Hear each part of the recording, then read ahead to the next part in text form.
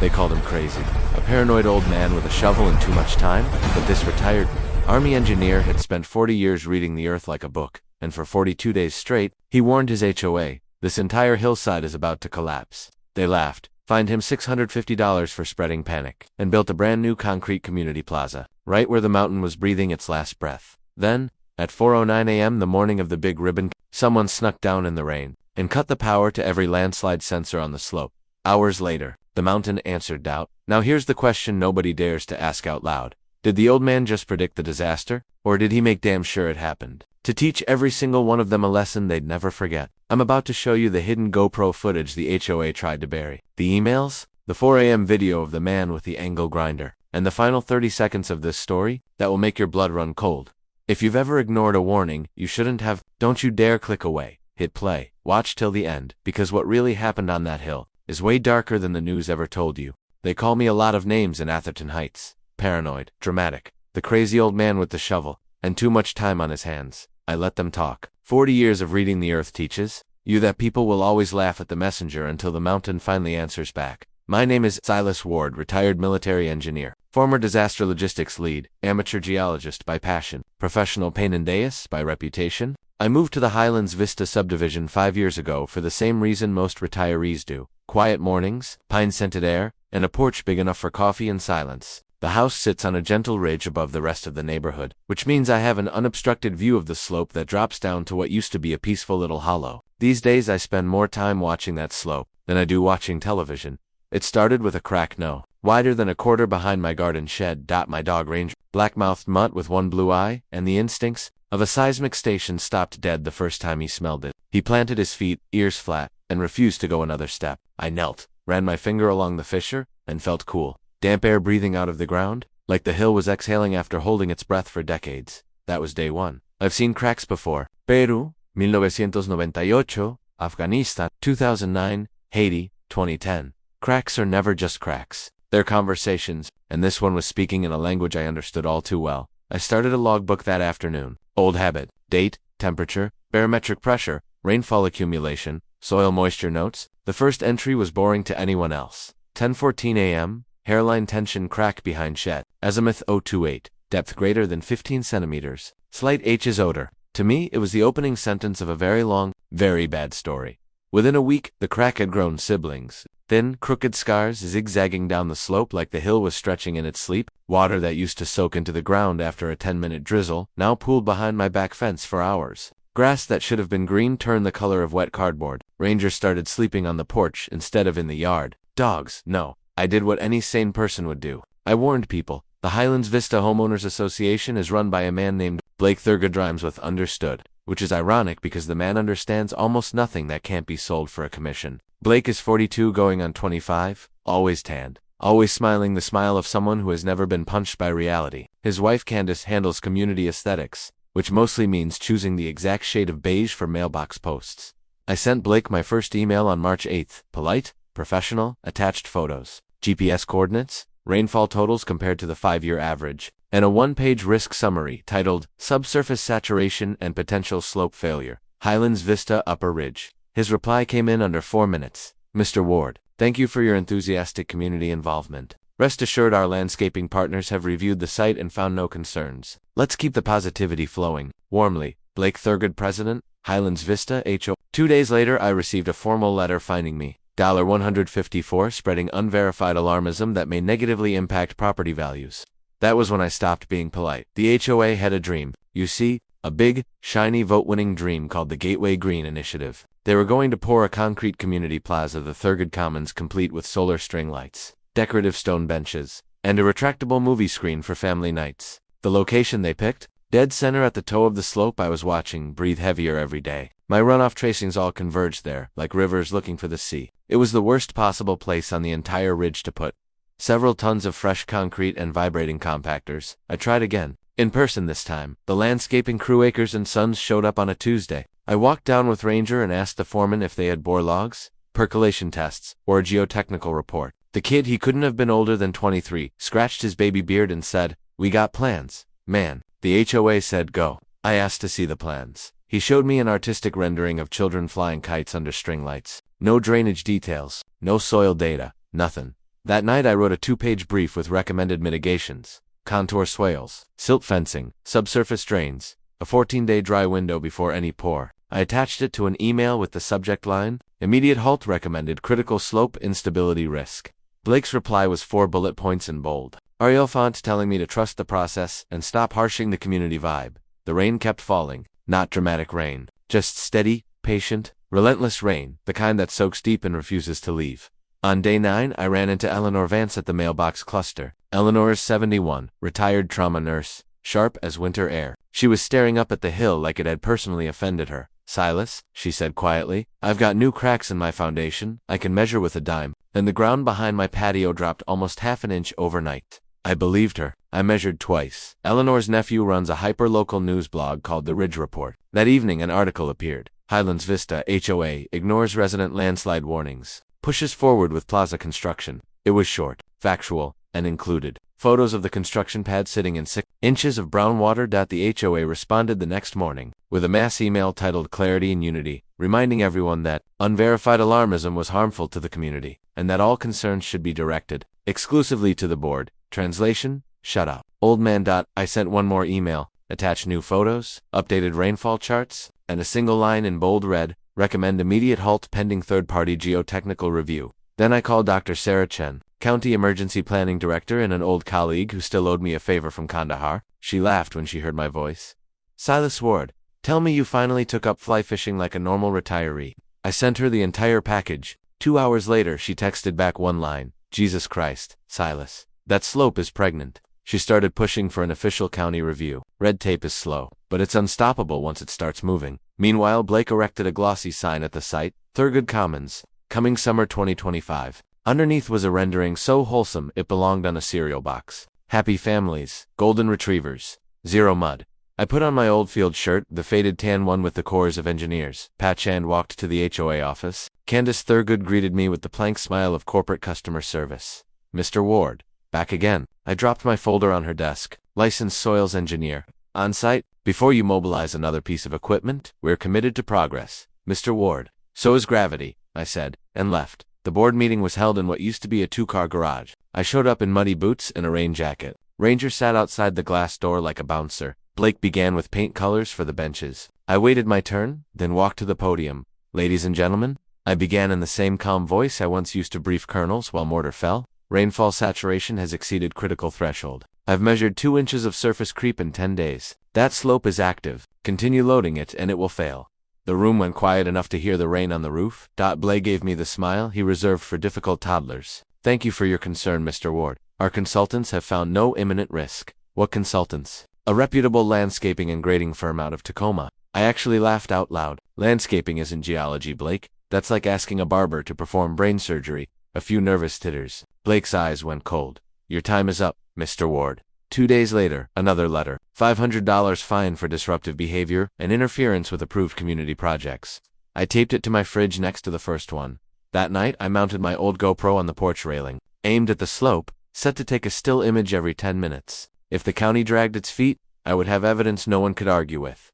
The rain never stopped. Eleanor's basement, crack widened enough to fit a nickel. She started sleeping on the main floor. Sarah called on a Thursday. "I got your data through unofficial channels. Significant movement indicators. I'm pushing for a stop work order, but legal has to dot every I. Be careful, Silas. If that hill goes, it goes fast." I sent Blake one final email attaching Sarah's preliminary findings. No reply. The next morning, 3 flatbed trucks delivered rebar and concrete forms. That night, I wrote a notice by hand in thick black marker. "Notice of active landslide hazard, imminent risk of catastrophic Fie Lura, Silas Ward, LT Calret, U.S. Army Corps of Engineers." I walked down in the rain and taped it to the construction sign. By morning it was gone, replaced by a laminated HOA placard: "Authorized personnel only, trespassers will be prosecuted." I stopped being angry. Anger is a luxury when the clock is ticking. The first visible scarp crack appeared at sunset on Friday, a jagged lightning bolt 20 feet long just above the concrete pad. Ranger barked once. Low and certain. I compiled everything into a single PDF titled "Final Warning, Active Landslide Conditions," and hit send to every email. Address I had: HOA Board, County, State Emergency Management, local TV stations, The Ridge Report, and every resident who had ever waved at me. Then I brewed coffee, sat on the porch, and listened to the hill breathing through the rain. Saturday was the grand opening celebration. Coffee, donuts, ribbon cut. Blake sent a cheerful reminder email the night before like nothing had happened. I watched from my porch as neighbors trickled down the road carrying lawn chairs and umbrellas. Balloons bobbed in the gray light. Blake stood on the fresh concrete in his navy blazer, shaking hands like a politician on election day. I went down anyway, not for the donuts. I needed to be there when the earth finally spoke loud enough for even Blake Thurgood to hear. I stood just outside the caution tape. Ranger wind and pawed the ground. It sank under his weight. Blake spotted me and called out with theatrical warmth. "Morning, Mr. Ward. Glad you could join us in celebration for once." I looked at the slab. Water was already seeping up through the control joints, dark streaks spreading like bruises. Blake tapped the microphone. "Good morning, neighbors. Today we celebrate the future." The first tremor rolled through the ground soft enough that most people thought it was a passing truck. I felt it in my teeth. Blake kept talking. The second tremor was deeper, longer. Coffee cups rattled on the folding table. A sharp crack snapped through the air like a rifle shot. Then came the sound every geologist dreads.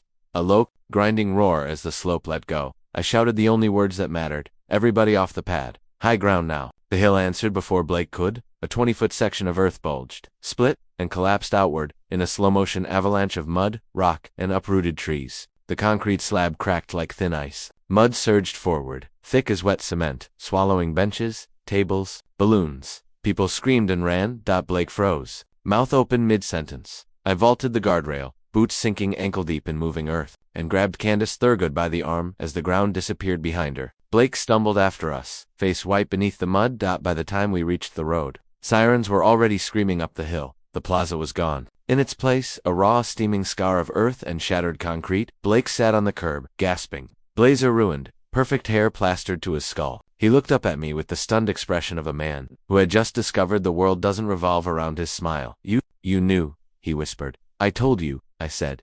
He stared at the destruction. "We could have died." "Some warnings," I told him, "are meant to save people who don't want to be saved." The hill had spoken, but the story wasn't over. Because 2 days later, when the county finally pulled the mud away from the utility trench, they found something that turned a natural disaster into a crime scene. And that's when the real avalanche began. The mud was still steaming when the county heavy equipment crew found the first anomaly. It was Tuesday afternoon, 3 days after the slide. The rain had finally broken, leaving the ridge wrapped in low, bruised clouds. I stood on my porch with Ranger, watching a yellow excavator peel away layers of earth like a surgeon removing dead tissue. Sarah Chen, County Emergency Planning Director, and the only bureaucrat I still trusted, had texted me at dawn. "Come down if you can. We found something you need to see." What they found was a utility trench, number 4, the one that fed power and fiber to the slope monitoring system the HOA had installed 2 years earlier for liability optics. The system consisted of 6 4 piezometers and a solar-powered data logger, all of it state-of-the-art, and then completely ignored once the monthly reports started. Showing rising pore pressure, the trench was half buried under a refrigerator-sized chunk of concrete from the plaza. When the operator lifted the slab, the control cabinet was exposed. The door hung open. The lock wasn't torn or crushed by the slide. It had been cut clean, straight cuts, made with a battery-powered angle grinder. Sarah crouched beside the box, gloved fingers tracing the molten edge of the hasp.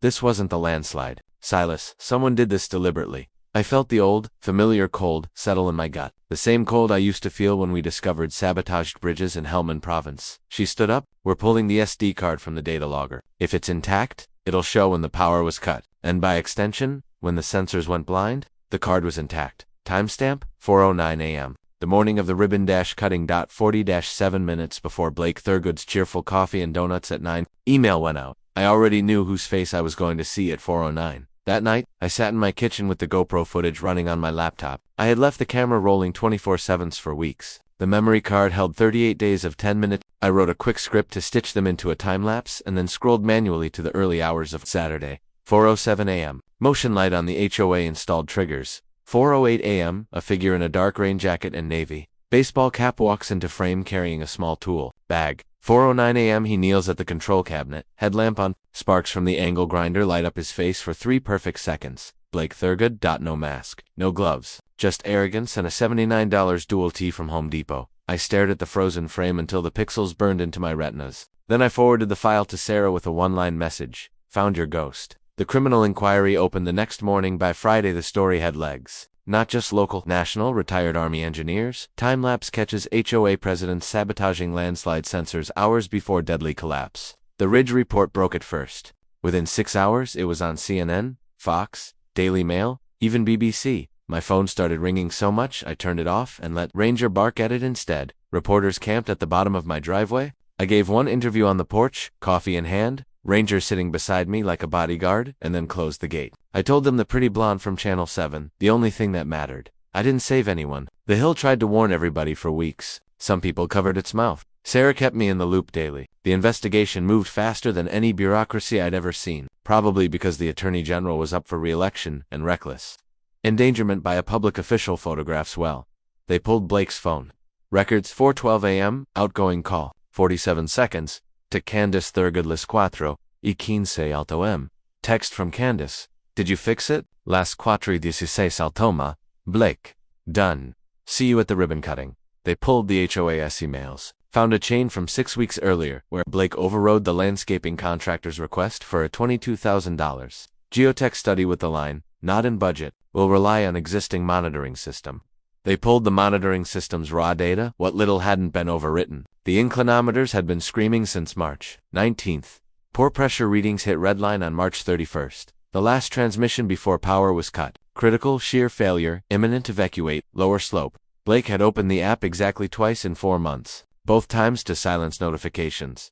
The preliminary hearing was held in the county courthouse downtown. I wore the only suit I still owned, charcoal gray, a little tied across the shoulders since Afghanistan. Ranger waited in the truck. The prosecutor called me as their first witness. I took the oath, sat down, and laid my logbook on the rail like it was a rifle I'd carried for decades. The DA projected my time-lapse on the wall. Frame by frame the Hill moved, cracked, breathed. Then the 4:09 a.m. still of Blake with the grinder. Gasps rippled through the gallery. Someone behind me whispered, Jesus Christ. The prosecutor asked the question everyone wanted answered. Colonel Ward, in your expert opinion, would functioning slope monitors have prevented this disaster? I looked straight at Blake. He wouldn't meet my eyes. Yes, I said. The system would have emailed, texted, and called every board member's phone with escalating alerts for 17 days straight. At minimum, the county would have issued a mandatory evacuation order for the lower 20 homes. At maximum, the plaza would never have been poured. No one would have been standing on that slab Saturday morning. Blake's attorney tried the good faith defense. Act of God, unprecedented rainfall, community spirit. The judge let him talk long enough to hang himself, then sustained every objection the prosecutor made. When Blake took the stand, his voice shook so hard the microphone picked it up. We never imagined. I trusted the information we were given. The prosecutor played the 4:09 clip again. So at 4:09 a.m. you were just double-checking the information. Blake had no answer. The judge bound him over for trial on 6 felonies, reckless endangerment, criminal mischief with public safety systems, destruction of evidence, conspiracy, and 2 counts of filing false instruments he had. Signed the permit applications, swearing the site was stable. Candice took an immunity deal and testified that Blake woke her at 3:50 a.m. in a panic because the monitoring app had sent a critical failure push notification that actually vibrated his phone off the nightstand. She told the court, voice cracking, that he said, if we cancel the ribbon cutting now, we'll never get re-elected to the board and the House. Value will tank. She thought he was just going to turn the volume down. She didn't. No, he was going to cut the power. The plea came faster than anyone expected. Blake's lawyers saw the jury pool, half of whom had watched their retirement savings lose 30%. Overnight, when the subdivision was red-tagged and advised him to take the deal. No prison time, too many zeros on the legal retainer, but permanent ban from any HOA or public board in the state, $1.4 million, personal liability judgment, insurance denied coverage for intentional acts, 1,000 hours community service. Ironically, removing mud from the houses, he buried public apology read on camera, which trended on YouTube under the title HOA. Karen's husband cries while reading apology. The apology video is still pinned on the Ridge Reports channel with 14 million views. Comment section is brutal. 2 weeks after the hearing, Sarah showed up at my door with a thick envelope and a bottle of 18-year-old Glendronach. Inside the envelope was the final engineering report, stamped and official. Conclusion: the Highlands Vista landslide of April 6, 2025 was a preventable event caused by unauthorized grading and fill placement without compaction testing, deliberate disabling of slope monitoring equipment, willful ignorance of repeated expert warnings. The landslide was not an act of God, it was an act of arrogance. She poured 2 fingers of scotch into coffee mugs. My good glasses were still in a box somewhere. You did it. Silas, you actually dragged the system into doing the right thing. I snorted. The system didn't do anything until the Hill did the talking for me. She smiled. Tired, but real. There's something else. The neighborhood voted last night. New committee. Highlands Vista Safety and Listening Commission. Eleanor Vance chair. They want you as technical advisor. Paid, if you'll take it. I thought about it for half a second. Tell Eleanor I'll do it for free. but I get final say on any concrete poured within 500 feet of a slope. Deal. Spring turned into summer. The scar on the hill slowly healed. We terraced it, installed proper subsurface drains, planted deep-rooted native grasses, and alder. The county made the HOA pay for every penny. Insurance companies foreclosed on 6 houses whose owners had walked away. I bought one at auction for pennies on the dollar, the one directly below mine, just so no one would ever build on the toe of the slope again. One Saturday in July, Eleanor and I stood at the top of the restored meadow. Wildflowers were already knee-high. Someone had carved a new wooden sign on cedar. The listening failed to dedicated to those who heard. Too late, because the earth always speaks. Wisdom begins when we listen below the words. Someone, probably Eleanor's nephew, had added in smaller letters. And sometimes the earth yells, don't make it yell twice. Eleanor handed me a cold bottle of beer. People keep calling you a hero, Silas. I took a long drink and looked out over the green, quiet, breathing easy. I'm not a hero, I said. I'm just an old man who refused to let the ground be lied about. She laughed softly. Same thing, far as I'm concerned. That night I sat on my porch with Ranger's head on my knee. The ridge was dark except for the soft glow of solar path lights. The new committee installed low, warm, pointed down so they don't blind the stars. I opened my logbook to the last blank page and wrote, date, July 19th, 2025, observation, slope stable, vegetation established, no anomalous movement, 0. Note, they finally listened. I closed the book, scratched Ranger behind the ears, and listened to the hill breathe slow and easy under the summer sky. Somewhere down the street, a new neighbor was mowing his lawn. Kids laughed. Someone's grill smoked with steaks. The ground was quiet, for now, but I'll keep the GoPro charged anyway. Old habits don't retire, they just nap with one eye open, and if the earth ever starts whispering again, I'll be right here, coffee on the porch, listening.